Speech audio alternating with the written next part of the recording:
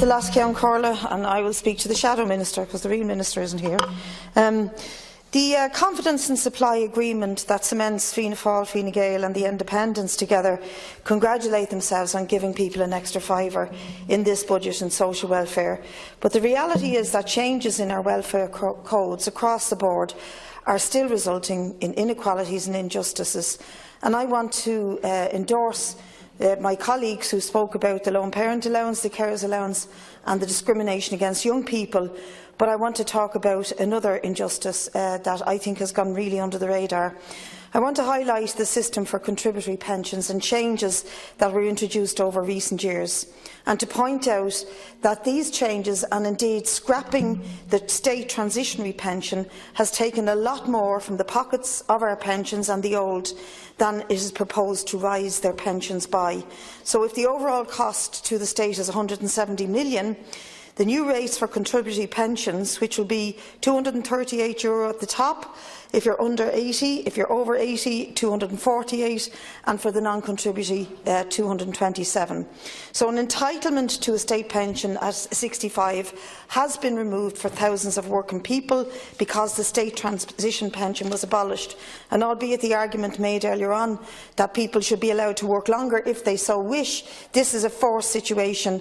And for many workers, where the state tells them that they aren't entitled to benefit till they're 66, their positions and the jobs that they hold tell them that they must retire through their contract at 65, and for that year they have to seek a job seekers allowance.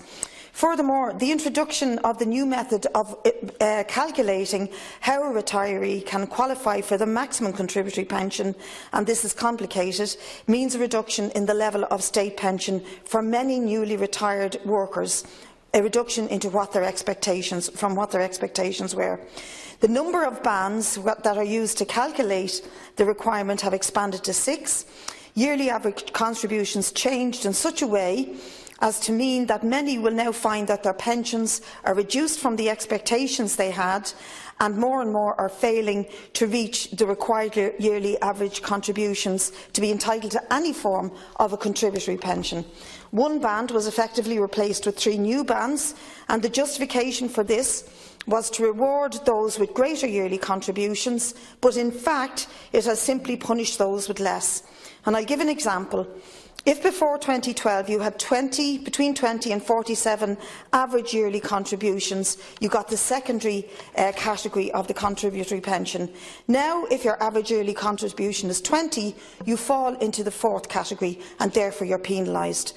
These changes since 2012 the following changes since 2012 mean that the numbers qualifying for a contributory pension, which are still rising because of demographics, many of them are fallen into lesser payment pensions.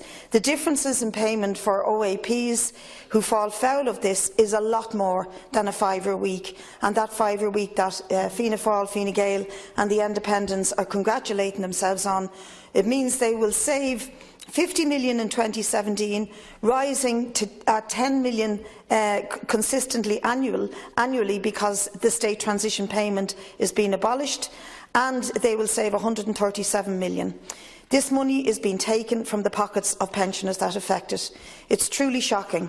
And for many women, we now have the example of those who are retiring, who have worked consistently for decades before their retirement and find that their pension is significantly less than what they expected.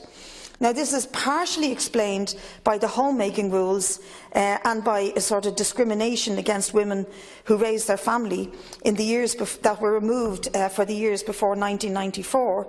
But while the years spent out of the workforce since 1994 for the purpose of raising a family and children can be discounted against the overall number of years that the calculation is based on, for generations of women who had to leave the workforce before 1994 to raise a family, the years they spent raising their children is not discounted against the overall number of years being used when calculating the pension entitlement. That is the years from when you first enter the workforce to the year you retire.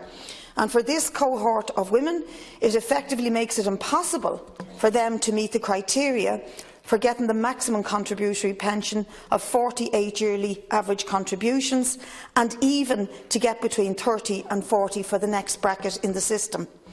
So the difference in those brackets are the top rate €233 a week, the next rate down for between 40 and 47 yearly average contributions, €228 a week, between 30 and 39, €209 a week, and between 20 and 29 yearly average contributions, €198. Now, I know it's complicated. God help me, I worked for hours trying to get my head around it after many, many questions to the department and very helpful officials working with me. But these women have to work longer to get the contributory pension, and often in very difficult, physically demanding jobs. It's impossible for women who left for a period of time to raise their children in the late 60s, early 70s and throughout the 70s to effectively reach a full contributory pension. And this is the argument here. Two women, I'll just mention their names, Lillian and Jean, who left their jobs in the late 60s to get married, rear families and all, as you did in the day, and through the 70s and halfway through the 80s spent their time as homemakers. They will now, having worked from the mid-80s right up until this year, continuous 30, 32, 33 years, they will get a state contributory pension of €209. In fact, that's what they are getting instead of their expectations of €230 a week. So I want to signal that I will bring in an opposed amendment to the Social Welfare Act to try and go some way towards correcting that injustice to that cohort of women. My amendment proposes to make this scheme available to any woman who had to leave the workforce, regardless of the year, prior to 94 and after, and regardless of the years involved. It's a blatant injustice, and many pensioners are finding themselves living on reduced state pensions despite having worked and contributed in full for the year. And just to reiterate, the cost to the state of the £5 a week, €170 million. But this is being wiped out by penalised women like Jean and Lillian, who worked full-time for 30 and more years from the mid-80s up until 2015-2016. It just ain't fair, and it's a kick in the face to those hard-working women who have now retired and realise that they're not worth their salt to the state.